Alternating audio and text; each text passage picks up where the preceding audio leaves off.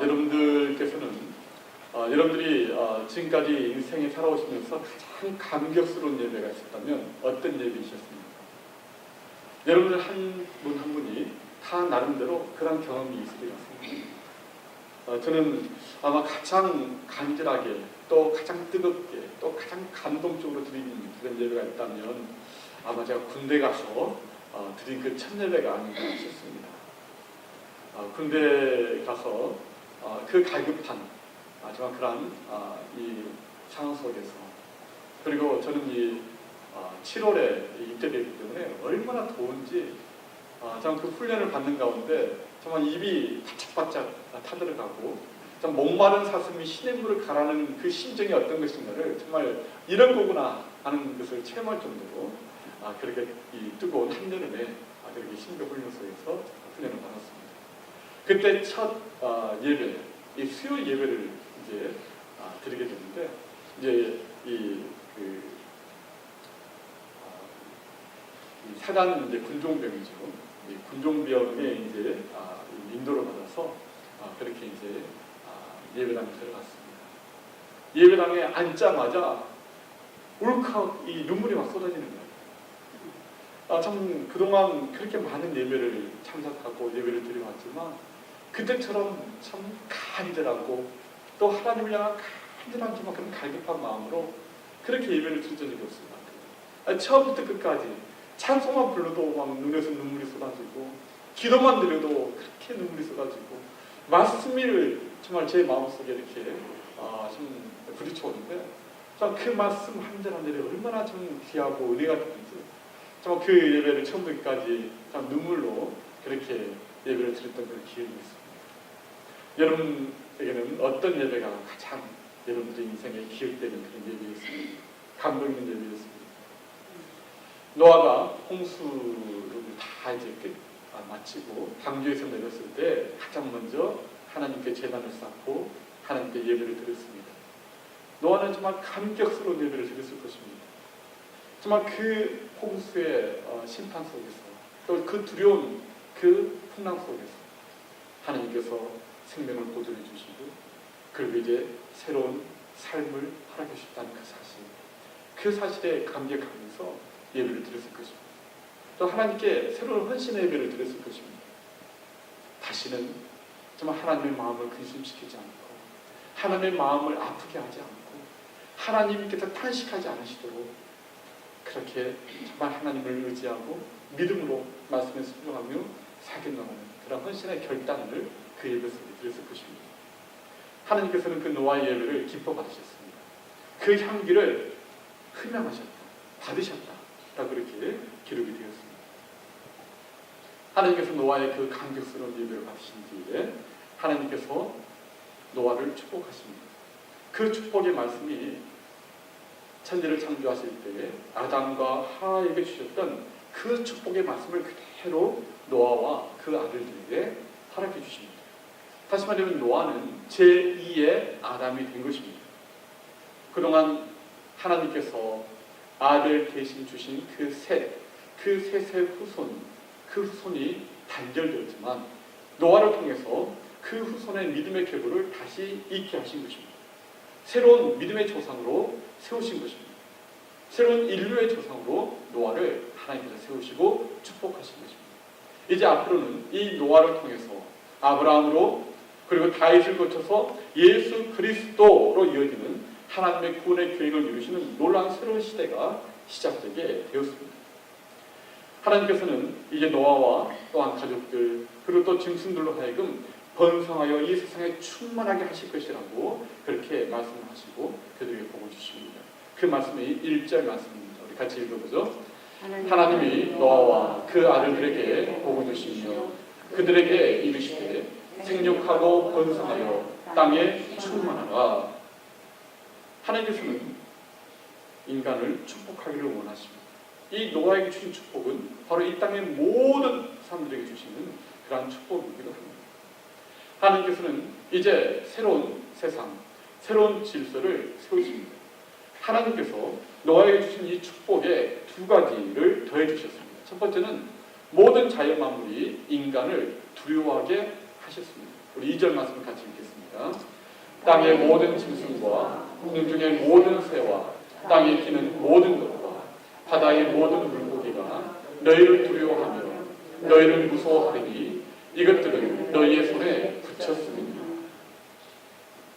하나님께서 모든 동물들이 인간을 두려워하게 그렇게 하시겠다.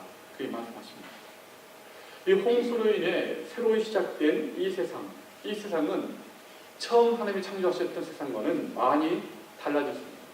아담과 하와가 오염시켜 놓은 그런 세상이기 때문입니다. 죄가 들어온 이후에 짐승들도요, 사람에 대한 공격성을 갖게 되었습니다. 그래서 사람들을 해치게 된 것이죠. 사람들은 늘 자신의 생존을 이어받는 정말 그런 세상 속에 놓이게 된 것입니다. 그렇기 때문에 하나님께서는 이 짐승들이 사람에 대한 두려움을 갖게 만드셔서 인간을 보호하시겠다, 그렇게 말씀하시는 것입니다. 여러분, 동물들만이 아니라 모든 자연계가 마찬가지입니다. 하나님께서 만약 이 자연계를 통제하시는 손을 잠시만 거두어버리시면 이 세상은 온통 난리가 나고 말 것입니다. 최근에 이 한국의 강원도에 산불 때문에 얼마나 엄청난 그런 피해가 있습니까? 이 강원도에 정말 산, 집, 모든 것들이 다 타버렸어요. 참혹한 피해를 당했죠. 하나님께서 만약에 이 자연계를 통제하는 손을 놓아버리신다면 어떻게 되겠습니까? 가뭄과 기근과 지진과 태풍과 홍수, 이 세상은 완전히 지옥이 되어버리고 아비견이 되고 말 것입니다. 그런데 하나님께서 바로 이 세상을 안전하게 유지시켜 주시겠다고 노아에게 약속하신 것입니다. 낮과 밤이 계속해서 교차가 될 것이고, 심음이 있고 또 거둠이 있고, 더위가 오고 추위가 오고 계절이 변하게 되게 될 것이는 이런 모든 자연기회가 질서 있게 운행되게 될 것이라는 것을 하나님이 노아에게 약속해 주셨습니다. 또한 이 땅의 모든 그런 맹수들이 너희들을 해치지 못하도록 모든 이 땅의 새와 그리고 모든 짐승들이 인간을 두려워하도록 그렇게 만들겠다, 하나님께서 그렇게 해주신 것이죠. 우리가 여기에서 확인할 수 있는 것은 무엇입니까? 우리는 하나님의 은혜가 없이는 한순간도 살 수가 없다는 것입니다. 우리가 이렇게 평안하게 살 수 있는 것은 이것은 전적으로 하나님의 은혜입니다. 하나님께서 지금도 정말 이 우주를 붙잡고 계시기 때문에, 이 태양계를 운행하고 계시기 때문에 이 지구의 모든 그런 계절과 또한 날씨와 또 모든 자연 만물을 하나님께서 통치하고 계시기 때문에 우리가 이렇게 안전하게 숨쉬고 살고 있는 것입니다. 우리가 오직 하나님의 은혜로 살고 있다는 사실, 이것을 우리가 한시도 잊어서는 안 된다는 것입니다. 두 번째, 하나님께서 그 축복의 말씀에 또 하나 더해 주실 것이 있는데, 그것은 동물을 인간의 양식으로 주시겠다는 것입니다. 우리 3절 말씀을 같이 읽겠습니다. 모든 산 동물은 너희의 먹을 것이 될지라 채소같이 내가 이것을 다 너희에게 주리라. 하나님께서 이제는 정결한 짐승이든 부정한 짐승이든 구분 없이 모두 먹을 수 있도록 허락해 주시겠다는 것입니다. 이스라엘 백성들이 오직 정결한 짐승만 먹게 된 것은요, 신의 산에서 율법이 주어진 그 이후엔 정결한 짐승만 먹도록 하셨지만, 그 이전에는 모든 동물들, 모든 짐승들이 다 인간의 먹을 양식으로 허락하셨다는 것입니다. 물론 하나님께서 이 세상을 창조하실 때 인간은 채식을 해야 된다, 이렇게 못 박으신 적은 없으십니다. 하지만 이 말씀을 통해 보면은 하나님께서 우리 인간을 처음 창조하셨을 때에 이 주로 채식을 하도록 그렇게 하셨다는 어떤 그런 이 어감을 우리가 여기서 받게 되는 것이죠. 하지만 죄가 세상에 들어온 이후에 이러한 정서가 다 파괴된 것이죠. 사람들이 가축을 기르고 또 짐승을 제물로 바치는 것을 보면 이미 사람들은 육식을 해왔을 것입니다. 그런데 이제 하나님께서 합법적으로 모든 짐승을, 모든 육고기를 먹을 수 있도록 그렇게 배려 하셨다는 것입니다. 만약 이러한 하나님의 배려가 없었다면 아직 곡식과 과일이 자라지 않은 바로 그런 상황에서 노아의 가족들이 정말 당장 생계가 참 위협받는 그런 상황에 처했을 것입니다. 물론 이 말씀을 가지고 인간은 채식을 해야 된다, 이렇게 채식주의를 주장하는 그런 사람들도 있고요. 또 일부 어떤 그런 종교가 있기도 합니다. 하지만 중요한 것은 우리가 육식을 해야 되느냐, 채식을 해야 되느냐 이것이 아닙니다. 먹는 문제를 극복한다는 것입니다. 중요한 것은. 왜냐하면 우리들의 생명이 이런 육식을 하느냐, 채식을 하느냐, 먹고 사는 것에 달리는 것이 아니기 때문입니다. 그래서 성경은 사람이 떡으로만 살 것이 아니라 그렇게 말씀합니다. 우리의 생명은 먹는 것에 달려있는 것이 아니라 전적인 하나님에 의존하는 그러한 삶이기 때문이라는 것입니다. 그래서 예수님께서 우리에게 이런 문제에 대해서 이렇게 말씀해 주셨습니다. 우리 마태복음 6장 31절 32절 함께 읽겠습니다. 그러므로 염려하여 이르기를 무엇을 먹을까, 무엇을 마실까, 무엇을 입을까 하지 말라. 이는 다 이방인들이 구하는 것이다. 너희 천국께서 이 모든 것이 너희에게 있어야 할 줄을 아시느니라. 이 먹고 사는 것이 우리의 인생의 전부가 아니라는 것입니다. 그것이 우리의 생명의 모든 것을 결정짓는 조건이 아니라는 것입니다. 우리에게 먹어야 될 양식이 필요하지만 먹는 것 자체가 우리의 생명을 보존하는 그러한 근거는 아니라는 것입니다. 우리는 먹는 것을 인하여서 우리가 우리의 생명을 유지하는 것이 아니라 하나님으로 말미암아 우리의 생명이 보존되기 때문입니다. 어떤 사람들은 더 맛있는 음식, 더 좋은 음식, 더 정력에 좋은 것들을 찾기 위해서 더 혈안이 되어 있는 그런 사람들이 있습니다. 그것은 대단히 잘못된 태도입니다. 우리는 그런 것들로 사는 것이 아니라 하나님의 은혜로 사는 사람들이기 때문에 그렇습니다. 우리는 먹고 남아서 음식을 버리고 있는데 지금도 먹을 것이 없어서 굶어 죽어가고 있는 사람들이 얼마나 많은지 모릅니다. 그렇기 때문에 너무 좋은 것을 지나치게 많이 먹는 것은 이것은 오히려 죄라고 말할 수 있습니다. 우리는 되도록 검소하게 먹고 또 어려운 이웃을 생각하는 것, 이것이 바로 하나님을 믿는 백성들의 올바른 태도인 것입니다. 좋은 것을 많이 먹어서 건강한 것이 아니라는 것입니다. 하나님이 은혜를 주셔야 우리가 건강할 수 있는 것입니다. 우리가 검소하게 먹고 어려운 이웃을 생각하며 돕는 그러한 사람들, 그러한 성도들에게 하나님께서 은혜도 주시고 건강도 주시는 것입니다. 오늘날 왜 사람들이 그렇게 이 질병을 또 성인병들을 많이 얻게 되었습니까? 너무 좋은 것, 너무 기름진 것, 너무 정력에 좋은 것, 이런 것들을 너무 찾아서 그것을 먹다 보니까 사람들에게 몸에 병이 생겨나는 것입니다. 하나님께서 육식을 너희가 할 때 거기에 조건이 하나 있다고 말씀하십니다. 그것은 그 짐승의 피까지 먹지 말라는 것입니다. 우리 4절과 5절 같이 읽어보겠습니다.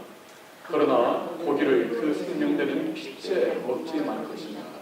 내가 반드시 너희의 피, 곧 너희의 생명의 피를 찾으리니 짐승이면 그 짐승에게서, 사람이나 사람의 형제면 그에게서 그의 생명을 찾으리라. 왜 하나님께서 피를 먹지 말라고, 왜 그 짐승을 먹을 때 피채 먹지 말라고 말씀하십니까? 그 피에는 생명이 있기 때문이라는 것입니다. 생명의 특성이 담겨 있기 때문이라는 것입니다. 이것은 그 생명의 존엄성을 하나님께서 일깨워 주시기 위함입니다. 사람의 생명이든 짐승의 생명이든 그 생명을 하찮게 여기는 일을 막기 위해서인 것입니다. 설사 그 짐승을 먹기 위한 양식으로 먹을지라도 하지만 그 생명을 하찮게 여기는 그런 마음을 가져서는 안 된다는 것입니다. 짐승을 잔인하게 학대하거나 포악하게 다루거나 그렇게 해서도 안 된다는 것입니다. 그래서 짐승을 너희가 양식으로 삼을 때에도 살아있는 채로 그렇게 해서는 안 되는 것이죠. 반드시 죽인 후에 그 피를 흘려버린 뒤에 먹어야 한다는 것입니다. 피 안에는 생명이 있다는 것이죠. 다시 말하면 그 피 안에는 바로 그 특징이 들어있다는 거죠. 그 생명의 특성이 들어있다는 거죠. 이 동남아시아의 이 보신 관광을 하는 사람들이 종종 있습니다. 그래서 이제 이 코브라 피를 이렇게 받아먹고 하는 그런 관광하는 사람들이 있습니다. 얼마나 한국 사람들이 많이 가는지요. 이 동남아시아 이제 그런 이제 시장 골목을 가면요, 막 이렇게 그 사람들이 이제 호객을 한답니다. 근데 뭘 호객하냐면 몸에 좋아요, 몸에 좋아요. 예, 얼마나 한국 사람들이 몸에 좋은 걸 찾아가서 이렇게 그걸 먹는지, 예, 그렇게 호객을 한다는 것이에요. 그래서 이 뱀에 목을 쳐서 이 뱀을 피를 따라서 그 잔에 담아가지고 오면 그냥 거기에 이제 마늘 넣고 이렇게 해가지고 먹죠. 왜 그렇습니까? 왜 뱀의 피를 먹으려고 하죠? 그 피 안에는 그 뱀의 생명이 담겨있기 때문에 그렇습니다. 그 뱀의 특성이 그 피 속에 있기 때문에 그 피를 마셔서 내 몸속에 그 뱀의 특성이 나타나게 하기 위한 것입니다. 그래서 그 피를 먹고자 하는 것이죠. 그 짐승의 특성이 나오는 거죠. 제가 초등학교 시절에 제 친구 집 왔는데요. 제 친구의 어머니가 집에서 기르는 이 오리를 잡으셔가지고 그 오리의 목을 바로 따셔서 컵에 그 오리의 피를 받으시더라고요. 그리고 그 피에다가 이 대파, 마늘 이렇게 넣어가지고요, 그것을 꾸덕꾸덕 드시는. 저는 막 충격을 받았어요. 왜 그렇습니까? 그 오리의 피 속에 들어있는 오리의 그 특성이 내 몸속에 들어와서 내 몸에 그 오리의 특성, 생명이 나타나기 위한 것이죠. 그래서 짐승의 피를 먹는 거예요. 그런데 하나님께서 그렇게 하지 말라는 것입니다. 하나님께서 우리에게 예수의 피를 먹고 마셔야 말씀하셨어요. 왜 예수의 피를 먹고 마시라고 하셨죠? 예수님의 그 피 속에 들어있는 생명의 그 특성을 우리의 몸속에서 나타내게 하시고, 예수의 생명의 그 특성이 그 피 속에 들어있기 때문에 예수의 피를 너희가 먹고 마셔야 한다는 거죠. 그래야 우리 안에 예수의 생명이 들어오게 된다는 거죠. 그래야 우리가 살게 된다는 것이죠. 그 피 속에 있는 생명이 있기 때문에. 그래서 하나님께서는 이렇게 생명을 소홀히 여기고 또 그 생명을 해치거나 살인을 하게 되면 반드시 거기에 대해서 책임을 지게 하겠다고 하나님께서 말씀하십니다. 네, 여기서 이제 사형제도에 대한 그런 말씀을 보게 되는 것이죠. 이 사형제도는 홍수 후에 인간의 죄악된 삶을 하나님이 예견하시고 그 대책으로 주어진 제도입니다. 홍수 심판 후에 인간들은 죄로 인해서 서로 미워하고 죽이는 일이 일어날 것이기 때문이었습니다. 하지만 이것은요, 개인적인 복수를 허용하신 것이 아닙니다. 만약 그렇게 된다면 복수가 꼬리에 꼬리를 물고 일어나가지고 아마 모든 사람들이 다 함께 망하고 말 것입니다. 그래서 하나님께서 이 개인적인 복수를 허락하지 않으십니다. 정부를 세워서, 국가를 세워서 개인의 사사로운 보복을 억제하고 국가로 하여금 대신 처벌하게 하셨습니다. 그래서 하나님께서 이렇게 국가를 세우시고 인간들의 죄로 인한 또 그로 인한 비참한 일들이 일어나지 않도록 최선으로 막게 하신 것입니다. 그래서 만약에 무정부 상태가 된다면 이 세상은 아수라장이 되고 말 것입니다. 내 원수를 내 손으로 직접 그렇게 갚고 그렇게 직접 개인적으로 보복을 하게 된다면 여러분 살아남을 수 있는 사람이 얼마나 되겠습니까?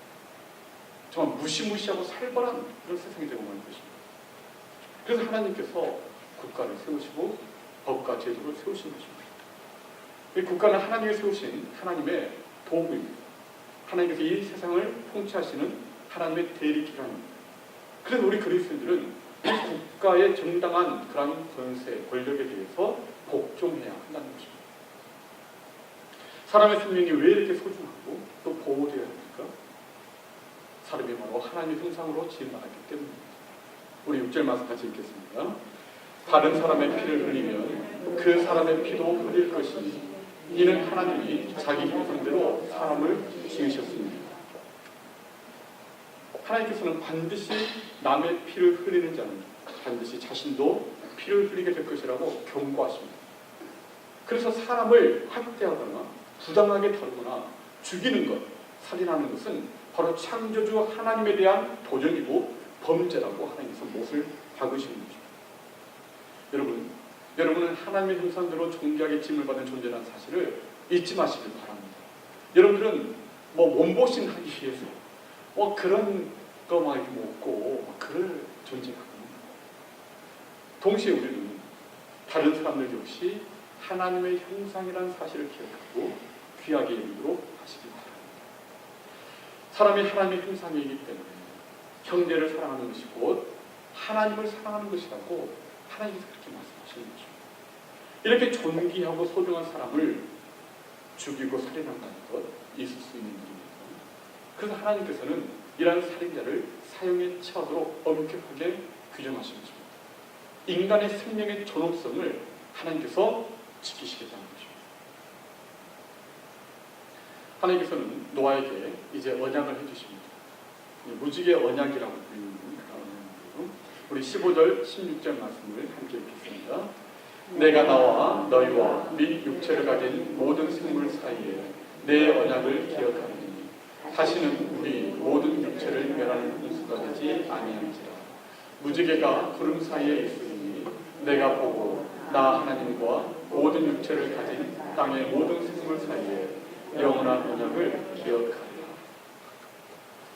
이 노아의 홍수 심판은 단순히 비가 많이 와서 이 세상이 물에 잠긴 어떤 그런 단순한 사건이 아닙니다. 그것은 하나님의 창조 질서가 스톱된 그런 엄청난 사건입니다. 이 엄청난 사건을 경험하고서 노아가 깨달은 것은 이 세상이 안전하지 못하다는 것이죠.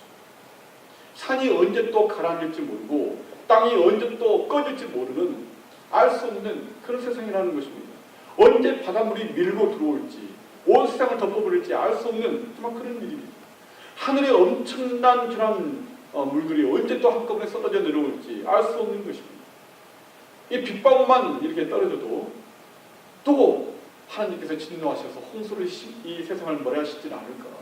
이 불안하고 두려워서 견딜 수 없는 그런 마음이 노아의 마음에 있었을 것입니다. 천둥이라도 치는 날이면 금방이라도 이 세상이 다시 멸망할 것 같은 두려움에 휩싸이게 된 것입니다.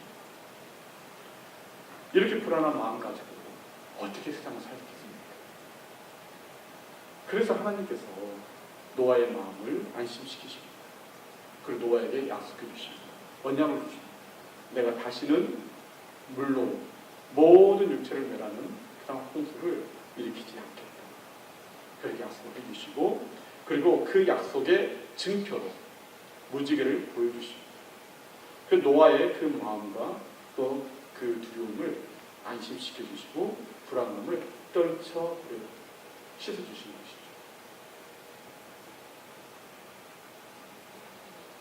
이 무지개, 하나님 그 무지개를 이제 노아의 언약의 증표로 주셨는데, 우리가 이제 성경에 보면 이제 레인보우 무지개라고 표현이 되어 있는데 사실 그 성경 원문은요 레인보우가 아니고요 그냥 활입니다. 활, 이 보우, 활. 하나님께서 하늘에 활을 주셨다는 것입니다. 활, 보우를 주셨다는 것입니다. 여러분 활, 이 무지개가 활 모양이 아닙니까? 그렇죠? 근데 이 활은 무엇에 쓰는 도구입니까? 사냥을 하거나 전쟁을 하는 도구죠. 그렇죠? 하나님께서 이 세상을 심판하시며 사용한 무기, 그 무기를 내가 더 이상 사용하지 않고 하늘에 두겠다는 것입니다. 그리고 그 활의 방향이 어느 방향으로 되어 있습니까? 더 이상 땅을 향하지 않고 하늘을 향하고 있다는 것입니다. 그래서 하나님께서 내가 하늘에 내 활을 둘 것이다. 이것이 바로 성경 원문 활입니다. 레인보우가 아니고 활이에요. 그래서 이날 이후에 이 무지개는 하늘과 땅 사이에 걸쳐져 있으면서 온 우주를 끌어안고 계십니다. 하나님의 은혜, 하나님의 자비의 상징이 되는 것입니다. 더 이상 이 세상을 향하여 활을 쏘지 않으시겠다. 이 세상 밖을 향해서 하나님의 진흙을 거두시겠다니 바로 그 하나님의 약속의 증표가 여기 무지개라는 것입니다. 오, 활을 내는 것입니다. 그리고 하나님께서 내가 이 무지개를 보면서 내가 너에게 약속한 이 언약을 내가 늘 잊지 않고 기억합니다. 하나님 그렇게 약속해 주셨습니다. 그래서 우리는 하늘에 걸쳐진 무지개를 보면서 아름답고 예쁘다 이렇게 우리가 또한 감탄하는 것도 좋지만 하지만 그 속에는 하나님께서 노아와 맺으신 그 하나님의 언약, 하늘에 활을 두셨다는 그 언약을 우리가 기억하고 우리는 감사할 수 있는 것입니다. 더 이상 하나님께서 이 세상을 향해서 이 땅을 향해서 그 활을 겨누지 않으십니다. 그래서 활의 방향을 하늘로 두신 것입니다. 말씀을 맺겠습니다.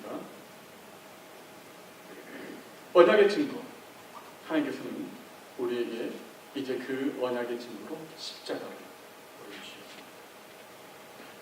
오늘 본문의 말씀을 통해서 우리는 홍수 심판 후에 새 출발하는 노아가 더 이상 두려움과 불안에 휩싸여 살지 않도록 하나님께서 노아의 마음을 안심시켜 주시고 또한 축복해 주시고 그리고 그 축복에 하나님의 두 가지 조건을 통해서 노아에게 축복을 해 주십니다. 이 세상의 모든 자연들이 하나님의 질서대로 그렇게 운행이 되게 해주시고 또 맹수들이 사람을 두려워하기 위해서 공격하지 않도록 해주시고 그런 사람들에게 육식을 허용해 주셨어요. 그리고 인간의 생명의 존엄성, 그 존엄성을 지켜주시기 위해서 살인자는 사형에 처하도록 하셨습니다. 이 모든 것이 바로 우리의 생명을 보존해 주시는 하나님의 의리인 것입니다. 하나님께서는 많은 문제를 안고 출발하는 이러한 새로운 시대를 위해서 이러한 대책들을 세워주신 것이죠. 그런데 이러한 대책들은 모두가 임시 방편입니다. 근본적인 해결책은 아니었습니다. 왜냐하면 이 땅의 모든 문제의 그 근본은 바로 죄이기 때문입니다. 이 근본적인 문제, 죄의 문제가 해결되지 않는 한 이 세상은 끊임없이 이러한 심판을 받아야 되는 그런 땅이기 때문입니다. 이 세상에 죄가 가득 차게 되면 다시 심판이 오게 될 것이기 때문입니다. 그래서 이 죄의 문제를 해결하지 않는 한 이 땅에 또한 모든 인간의 이 문제는 해결되지 않는다는 것입니다. 그래서 하나님께서 이제 노아에게 주신 그 언약의 이제 완전한 완성인 그리고 영원한 언약인 바로 예수 그리스도, 그 예수 그리스도를 우리에게 보내주십니다. 그리고 그 언약의 증거로 우리에게 십자가를 우리에게 주셨습니다. 하나님께서 예수 그리스도 십자가로 인하여 죄의 문제를 근본적으로 해결하십니다. 모든 문제들을 근본적으로 해결받는 길을 열어주신 것입니다. 예수 그리스도가 십자가에서 흘리신 그 피가 모든 죄의 문제를 해결하고 하나님의 진노를 막을 수 있게 되었습니다.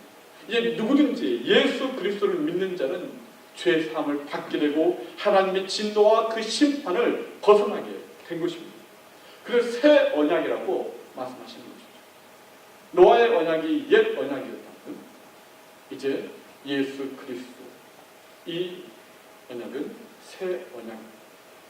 예수 그리스도를 믿는 자는 누구든지 그 예수 그리스도 안에 들어오게 되어 안전하게 그 생명을 보존하게 될 것이다. 바로 이것이 새 언약입니다. 그리고 그 언약의 증표로 십자가를 우리에게 보여주신 것입니다. 새 언약은, 이 십자가의 언약은 그래서 영원합니다. 바뀌지 않습니다. 예수 그리스도의 십자가의 보혈로 구원받은 성도는 마지막 심판이 온다 할지라도 결코 멸망당하지 않을 것입니다. 어떤 역경과 시험도 결코 성도를 망하게 하지 못할 것입니다. 여러분, 얼마나 놀라운 은혜입니까? 우리가 그 은혜를 받은 사람들입니다. 십자가를 바라볼 때마다 우리는 나 같은 자격 없는, 또 나 같은 조건이 갖추지도 않는 그런 사람을 하나님께서 사랑하시고 구원해 주셨다는 것, 이 사랑과 은혜를 우리는 깨달아야 합니다. 십자가를 바라볼 때마다 우리의 모든 마음의 고통과 모든 염려와 그 두려움이 다 사라지게 됩니다. 십자가에서 우리의 모든 문제가, 인생의 문제가 풀리게 되는 그런 놀라운 그런 체험을 우리는 하게 되는 것입니다. 십자가를 바라볼 때 우리는 진정한 평안과 또 우리의 마음의 기쁨도 얻게 되는 것입니다. 우리가 안심하게 되는 것입니다. 십자가는 우리를 향하신 하나님의 무한하신 사랑을 우리에게 보여주시는 그런 증표가 되기 때문입니다. 그래서 십자가를 바라볼 때마다 우리는 항상 나를 향하신 하나님의 그 사랑과 그 용서와 은혜를 항상 기억하면서 우리의 마음에 안심하며 감사하는 그런 성도들이 되어야 할 줄 믿습니다. 여러분, 오늘 우리는 무엇으로 살아가는 것입니까? 인간의 지식과 노력으로 사는 것입니다. 열심히 일해서 번 돈으로 사는 것입니다. 맛있고 몸에 좋은 그런 음식으로 건강을 유지하며 사는 것입니까? 어떤 국가의 보호와 복지 정책으로 우리가 사는 것입니까? 결국 그렇지 않습니다. 모든 사람은 철저히 하나님의 은혜로 삽니다. 하나님의 은혜로 또한 우리는 살고 있습니다. 만약 하나님께서 그 은혜를 거두어 가시면 그 누구도 한순간도 숨조차 쉬지 못합니다. 살 수도 없습니다. 생존할 수도 없습니다. 한순간이라도 하나님께서 그 은혜를 거두어 가십니다. 이 세상은 완전히 소멸을 하게 될 것입니다. 우리는 무엇으로 삽니까? 좋은 음식, 우리의 건강에 좋은 약을 먹고 사는 그런 사람들입니다. 우리는 하나님의 은혜로 사는 사람들입니다. 홍수 시판이 바로 그것을 우리에게 보여주는 것입니다. 그렇기 때문에 우리가 이 세상의 것들에 너무 집착하지 않게 됩니다.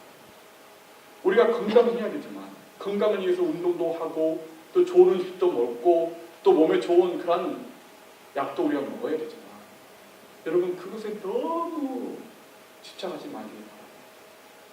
왜냐하면 우리는 그것으로 사는 그런 사람들이 아니기 때문에, 우리는 먹고 마시는 것으로 사는 사람들이 아니에요. 하나님의 은혜로 사는 사람들이기 때문입니다. 항상 하나님을 바라보시길 바랍니다. 그리고 그 십자가를 바라보시길 바랍니다. 하나님의 은혜 없이는 나는 살 수 없다는 것, 하나님의 은혜 없이는 나는 아무것도 아니라는 것을 늘 겸손하게 고백하며 사시기를 바랍니다. 그리고 그 은혜를 증표로 보여주신 바로 그 십자가를 바라보니 늘 감사하며 내가 사는 것 이 자체가 감사다. 내가 정말 숨쉬며 사는 것 이 자체가 정말 감사의 제목이다. 그러면서 늘 십자가를 사모하며 사시기 바랍니다. 이러한 성도들에게 하나님께서는 더 풍성한 그런 은혜를 베푸실 줄 믿습니다. 여러분, 이 사순절 기간 동안 이와 같은 하나님의 은혜, 이 은혜에 대한 감사가 여러분의 마음과 심령 가운데 더욱 풍성히 넘치는 그러한 자연이 될 수 있기를 주의 은혜로 축원합니다. 아멘. 기도하겠습니다.